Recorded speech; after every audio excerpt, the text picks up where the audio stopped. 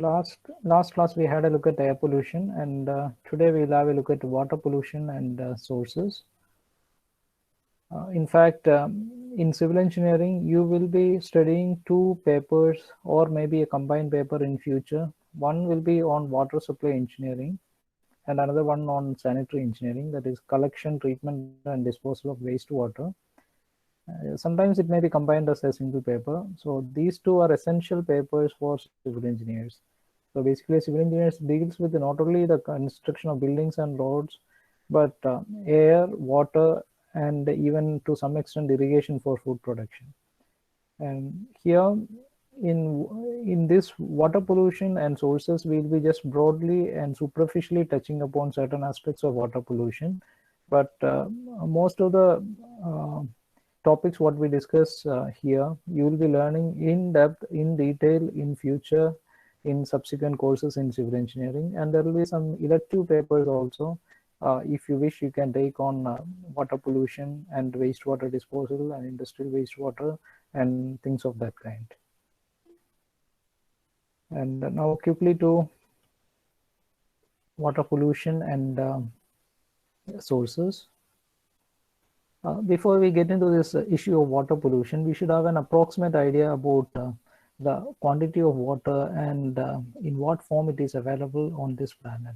Generally, you would have heard of this saying that water is an elixir of life. Without water, people cannot survive.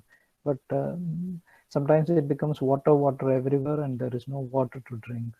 So you look at this, out of all the water available on this planet, almost the quantity is remains same. Of course, oxygen and hydrogen can be combined and we can get water, but that kind of, I mean, formation of new water is very little, but the total quantity of water on this planet approximately we can assume that it is constant, out of which around 97.24%, around 97% is in oceans, salt water. So you know that it is not useful for irrigation or for drinking purpose or consumption. Whereas in ice caps and glaciers, around 2% is there. But you know, because of the climate change now, we are losing most of the ice caps and glaciers. So if this melt in and if it adds to this 97, you know, there could be slight change in the sea level. That itself will be more than enough to submerge considerable amount of land. So little quantity of water is there in ice caps and glaciers. That will be pure water. And groundwater, underground water, which you will be getting in the from bore wells and from open wells, that is around 0.61% of the total water available on this planet. And in the lakes, freshwater lakes around 0.009, and in inland seas around 0.008, soil moisture 0.005, atmosphere, there is water in the atmosphere. That is why you get rain, condensed water, 0.001%, and rivers 0.001%. But if you look at the water which we use in the cities, in civilizations, the water which we get is mostly from groundwater or from surface water. Surface water means from rivers and lakes. For a huge city, mostly we will not take groundwater because you will not get sufficient groundwater from a well. So most of the cities, the water supply will be coming from a river or from a lake. And in the river also, towards the year, you may not have water. So you will construct dams, and mostly from a dam, the water will be coming. For example, if you take it, look at the water supply schemes nearby area in Kannur and all, you will see that most of the cases it is coming from a dam nearby. That is the case with most of the cities in the world. And you know that most of the ancient cities, they would have been established in the banks of a river for the availability of water.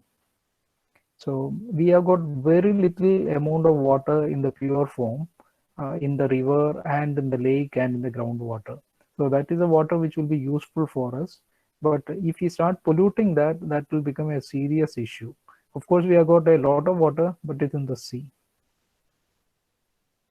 And these are the common types of water pollutants we encounter in typical water pollution issues.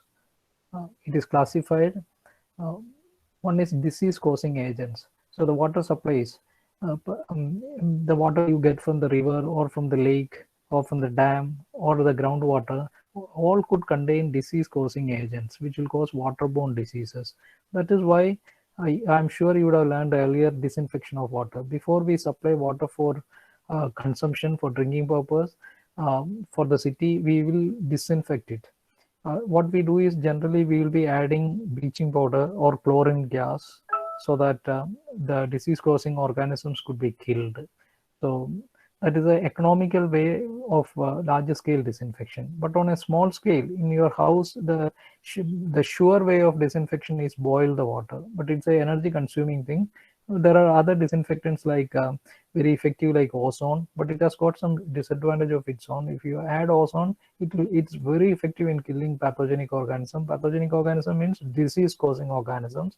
But the problem with the ozone is the moment you apply, it will kill all the pathogenic organisms, and but there afterwards it will not have any residual effect.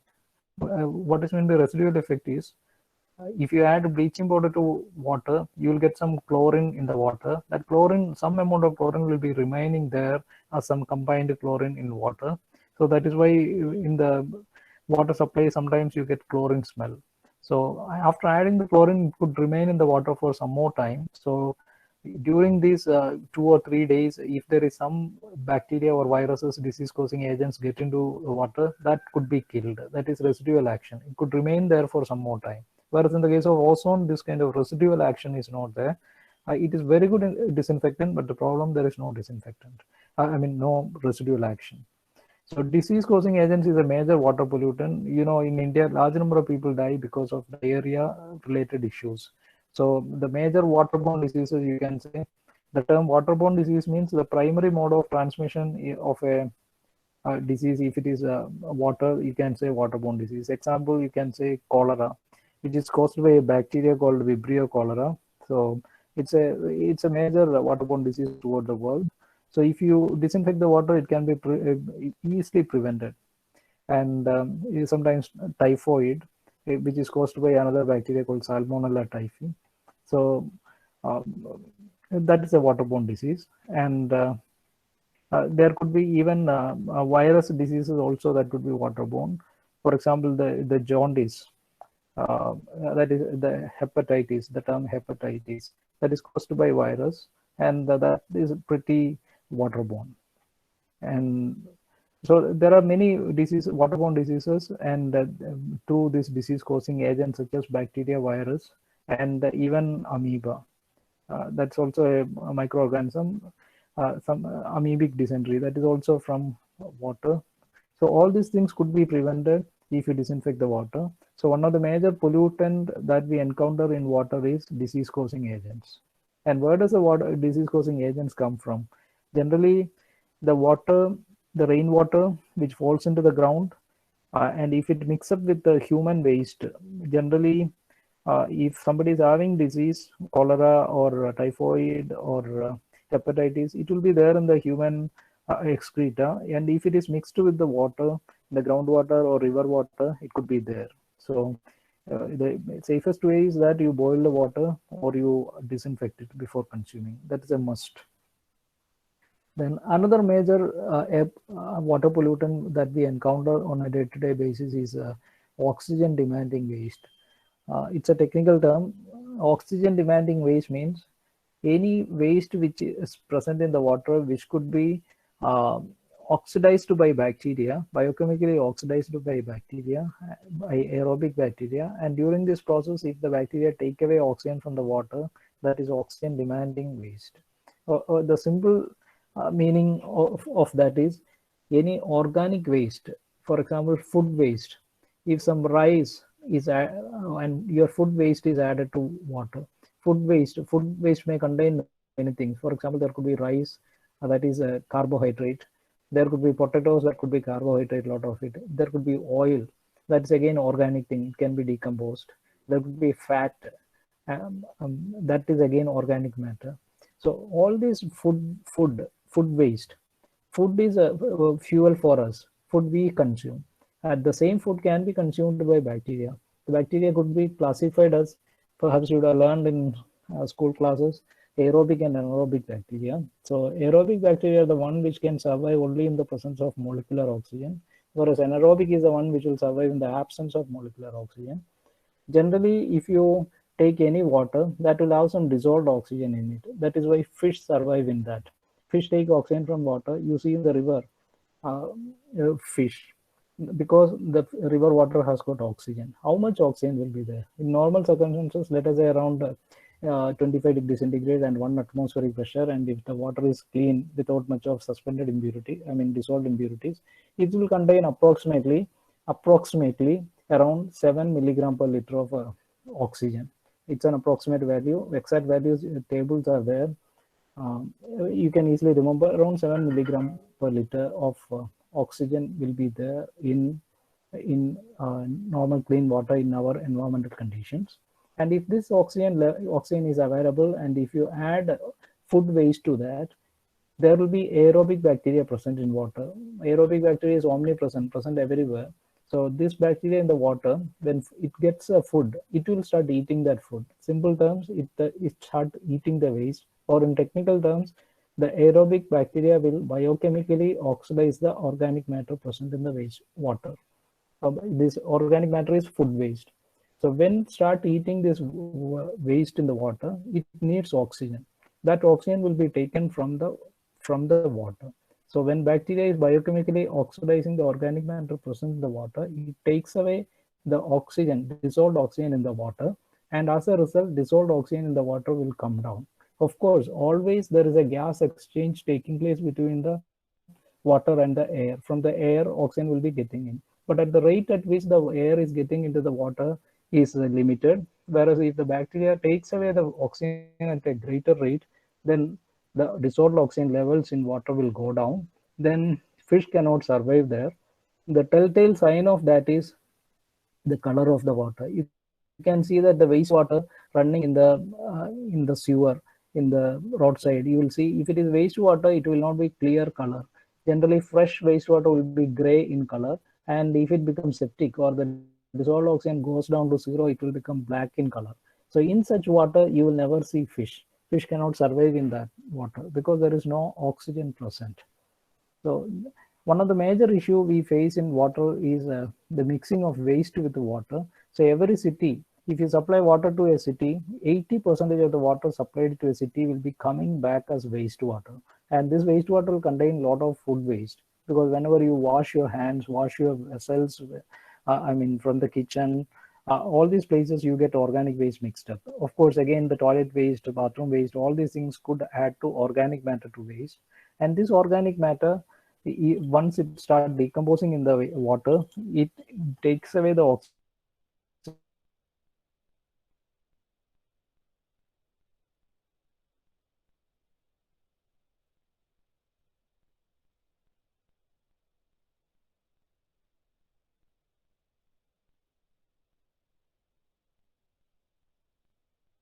and water soluble inorganic chemicals, another water soluble inorganic chemicals.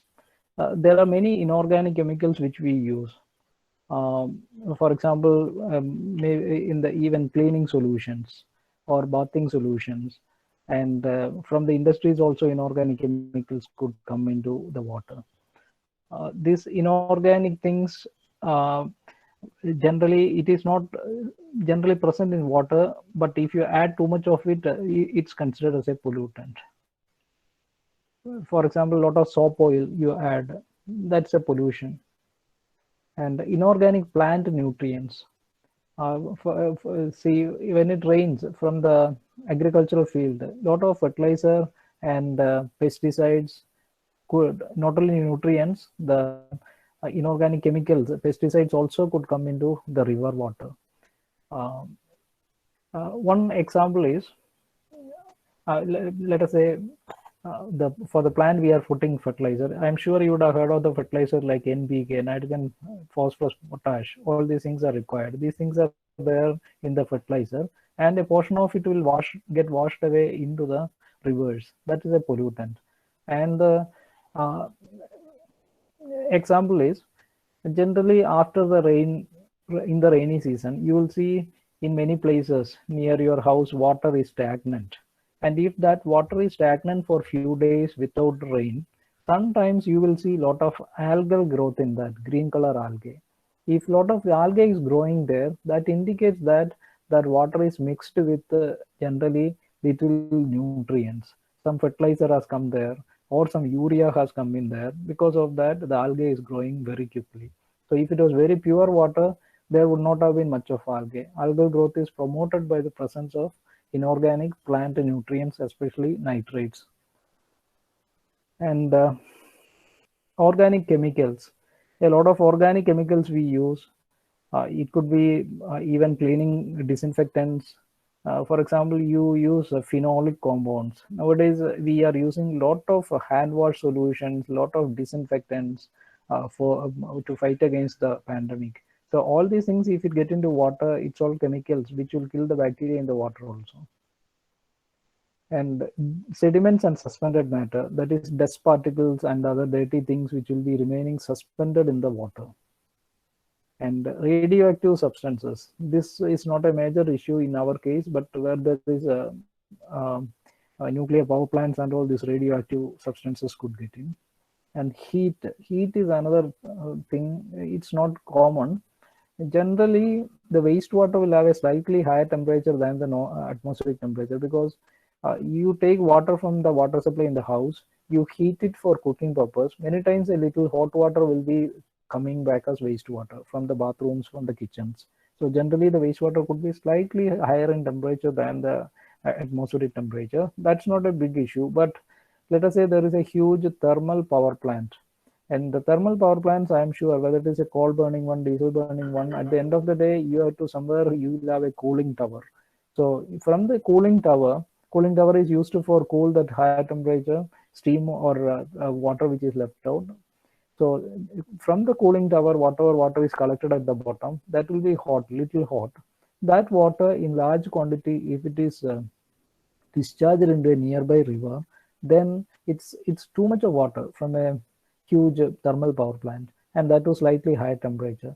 That could change the temperature of the river water for a, I mean, at least for some considerable region.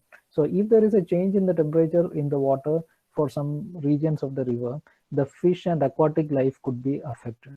So that is known as thermal pollution. But that is not a big issue. But in our case, generally, as far as our drinking water is concerned, our river water, our dam water, our lake water, our well water, that is underground water, is mostly polluted by disease causing agents and organic matter and other inorganic chemicals and nutrients. These are the things which, and of course sediments, the water could be muddy in nature. These are the generally found pollutants found in water. And these sources of water pollution, where does this pollutants come from generally? It could be from industrial effluents, from domestic sewage. In our case, mostly from domestic sewage. In our cities, there is not many industries, so the wastewater that is coming out of the domestic sewage, the wastewater coming from the residences, is the one which could get into the groundwater to the river water and pollute. Fertilizers and pesticides from agricultural land, that is a major source for us.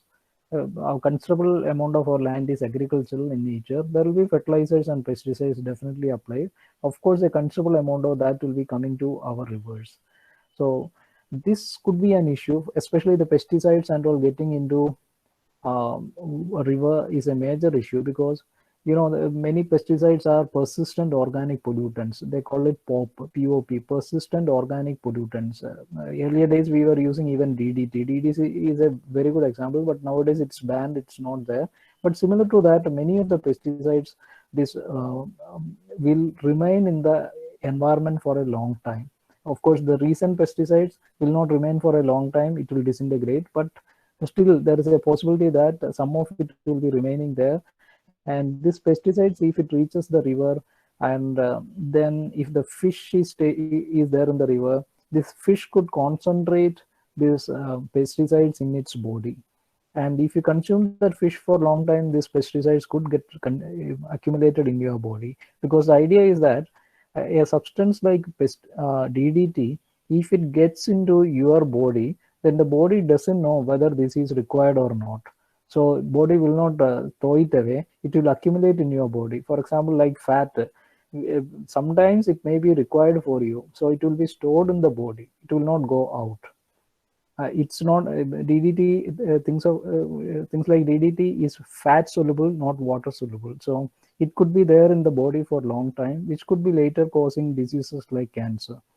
So this pesticides and fertilizers is a big issue, and especially the freshwater fish and all could concentrate, or the what is known as biomagnification. That is, if the concentration of the pesticide is little in the river, it will be much, let us say 100 times or 200 times in the body of the fish. And if you keep on consuming this fish for a long time, then it could be getting magnified in your body 500 times. So that is biomagnification. And leachate from solid waste disposal site. This is another threat to our modern community. In our cities, almost all the solid waste will be dumped somewhere, or it will be incinerated. Mostly it will be landfilled. If it is landfilled, when it rains, the water will pass through this landfill of accumulated solid waste, and when the river water passes through the solid waste, it will wash away some of the constituents of that waste. That is called leachate. Whatever the washing which is coming from the solid waste landfill, that could go into the groundwater or to the nearby rivers and pollute the water nearby. So if there is a landfill somewhere, a wastewater filling solid waste dumping area somewhere, nearby wells water will be likely to be polluted. And there is another terminology, point and non-point sources. We have already seen such a terminology in the case of air pollution. The air pollution, we said, in air pollution, we said point sources, which you can make out. Exactly, an industry, that's a point source. But from a city, from the every house there is smoke coming, that's an area source.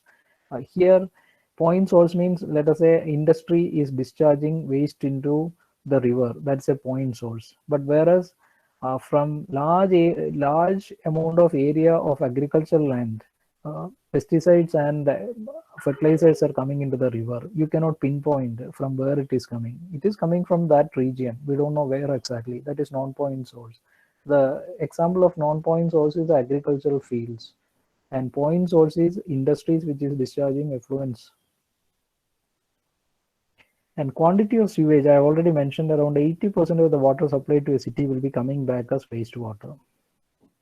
And characteristics of sewage, this is a little advanced which we can leave out. That is, when you take a characterization of sewage, some of the tests you will be doing in the chemistry lab, I believe you will have done, and in the environmental lab you will be doing this test.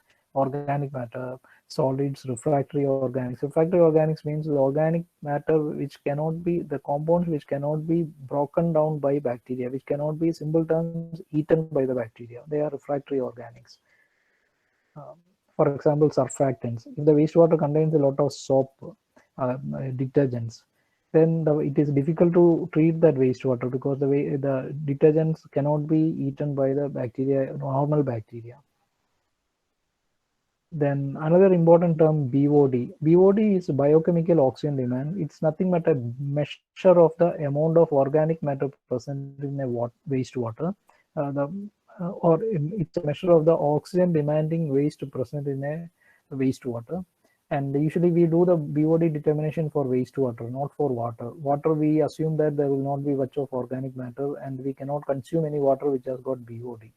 And BOD determination and all in depth you'll be learning when you come to. But please remember, there is a term, the BOD, called biochemical oxygen demand, and BOD is a measure of the amount of organic matter present in a wastewater. Biodegradable organic matter present in a wastewater.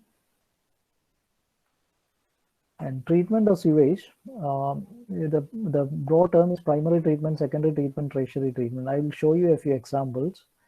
If wastewater is there, the wastewater from a city, when you want to treat it, the treatment methods could be classified into three heads: primary treatment, secondary treatment, tertiary treatment. Generally, tertiary treatment we will do only if you want to reuse the water for some finer purposes. Otherwise, we will stop with the secondary treatment.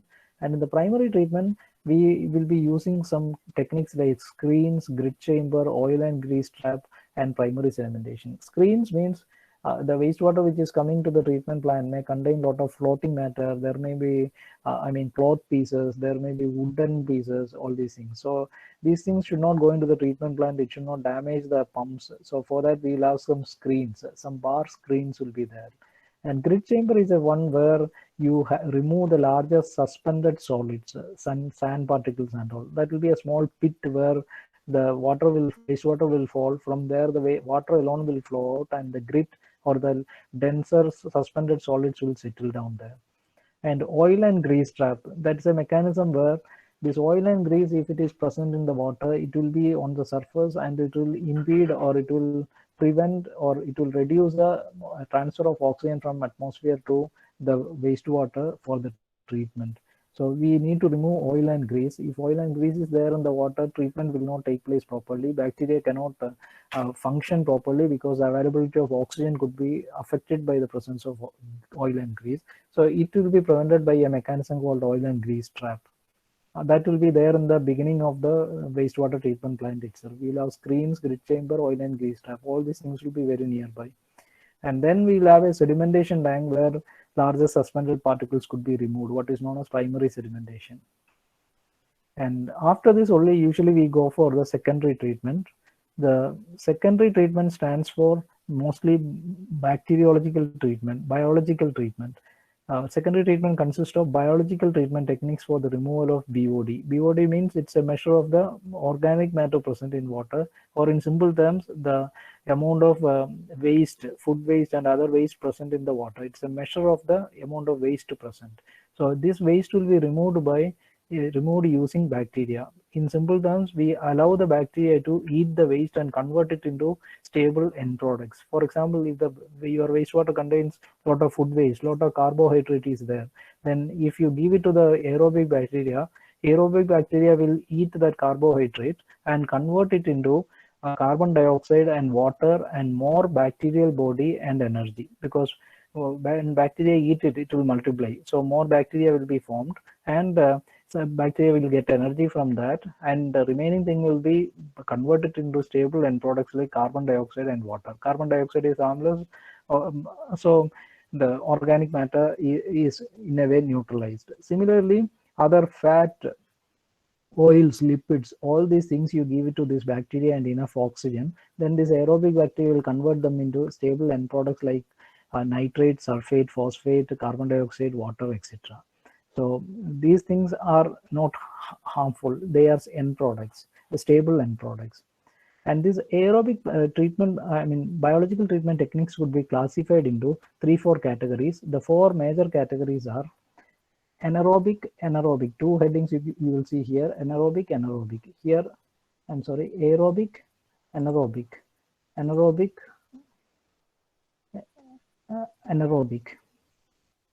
Okay, it should have been, both should have been, let us see. Anaerobic suspended growth process. Anaerobic means we will be using bacteria which is anaerobic in nature. Anaerobic bacteria means bacteria which will survive in the absence of molecular oxygen. There should not be oxygen. Then only these bacteria will act, anaerobic bacteria. So the examples of treatment is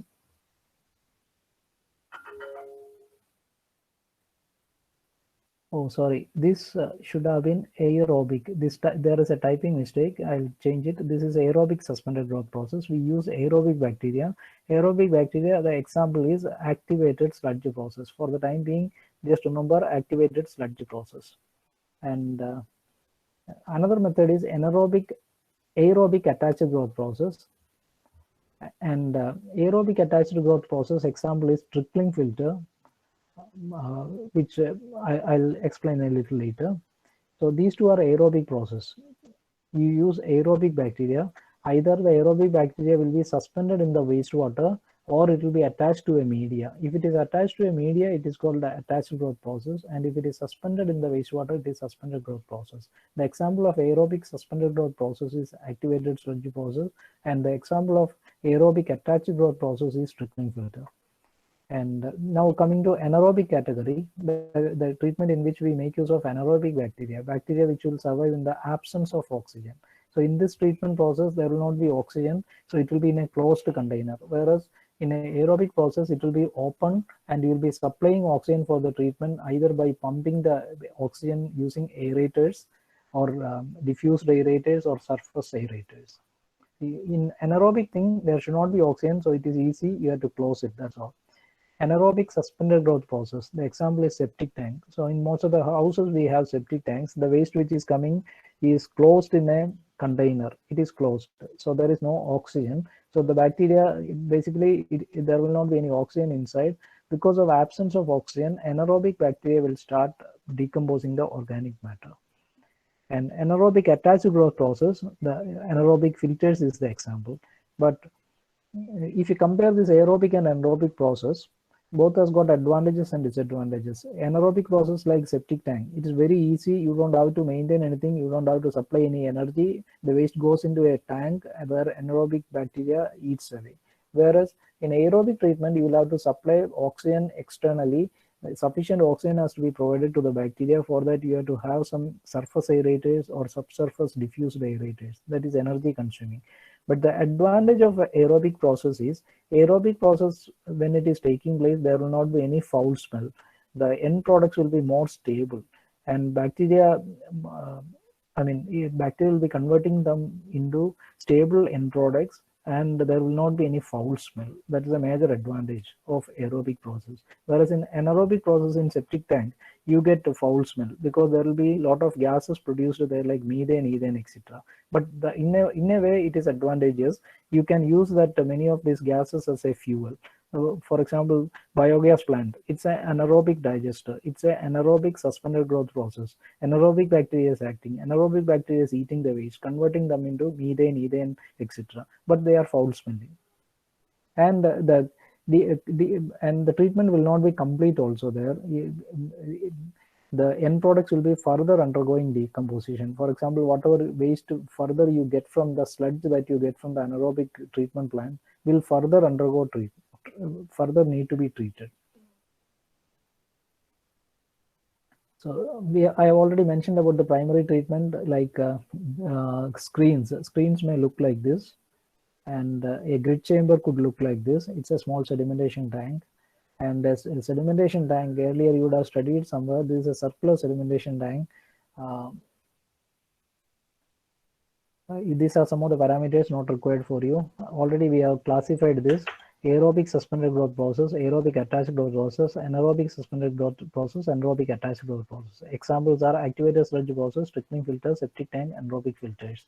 The advantages. Please remember, in this diagram there is a mistake. This should have been aerobic suspended growth process.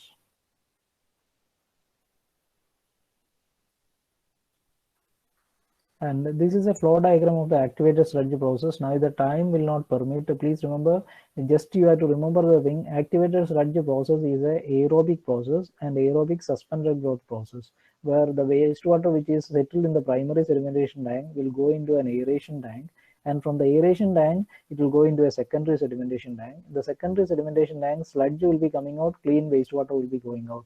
This will be treated wastewater, and the sludge which is collected at the bottom, a portion of the sludge will be returned back to the aeration tank to maintain the concentration of bacteria here. It is like this is like making of curd. You know, in your house when you make curd, you take the fresh milk and add a little old curd. Likewise, fresh wastewater is coming, you need bacteria there. In the curd milk, you want to add bacteria. Likewise, that bacteria is coming from the sludge collected here. A little amount of the sludge will be put back into the wastewater, so that there will be a lot of bacteria to eat the waste. This you will be studying in detail when you come to, 5th semester or somewhere. And similarly, trickling filter, this is again a aerobic attached growth process. Primary sedimentation, then you will have the trickling filter, then the secondary sedimentation, and the sludge will be going out. Here there is no sludge recirculation. It may look like this. The wastewater comes this way, it will be falling over this. This is the trickling filter media. On this media, attached to this media, you will have the bacteria, aerobic bacteria, which will eat away the waste by the time it comes to the bottom, so that the effluent goes out to the secondary sedimentation tank. And the septic tank, this is a typical diagram of a septic tank with the two chambers. And the oxidation bond, this you can leave out, we will leave out. And this all we will leave out. Okay. I think one important method of treatment nowadays in water treatment is reverse osmosis. In the households also you will get small RO units. How does it work? Anyway, it is beyond the syllabus. We'll leave out this time. Time do not permit for that, I believe. So once again, I will start from the beginning. I already mentioned to you the very little portion of the water is available as sweet water on this planet. So it is essential to protect that water. If it is polluted, we will have very little water. And the major type of pollutants we find in our drinking water supply is one is disease-causing agents, bacteria, virus, and protozoa, and oxygen-demanding waste, organic matter present, which will undergo decomposition in water, like food waste, and water soluble inorganic chemicals. It could be pesticides, it could be cleaning solutions, inorganic plant nutrients, it could be again fertilizers from the lands, organic chemicals used for cleaning purpose, disinfection, or even pesticides, sediments, suspended matter, the muddy matter in the wastewater, and radioactive substances, and thermal pollution. And it could be coming from industrial effluents, from wastewater, from the fertilizer in the land, in the agricultural field, from the solid waste dumping plants. And these are some of the important characteristics. And the treatment we classify it into primary, secondary, tertiary. In the primary, we'll have screens, grid chamber, oil and grease trap, and primary sedimentation. And in the secondary, mostly biological treatment process. Biological treatment process is classified into aerobic and anaerobic. Aerobic means we make use of aerobic bacteria. Anaerobic means we make use of anaerobic bacteria. Aerobic treatment techniques are classified into aerobic suspended growth process and the aerobic attached growth process. Aerobic suspended growth process, example is activated cell process. Aerobic attached growth process, example is trickling filter. Anaerobic suspended growth process, example is septic tank. And anaerobic attached growth process, anaerobic filters. Aerobic process requires oxygen supply, aerators. There will not be any foul smell. The end products will be more stable, but it requires energy. You need electricity to run the compressors. Whereas anaerobic one doesn't require oxygen. You get foul smelling gases there. End products are not that stable, which may have to be further treated. And but one advantage is that the end product like methane could be used as a fuel. And these are some of the sketches. You don't have to remember all the sketch, but we don't know to what extent they will go down, what is the depth to which they will go down. I'm not sure.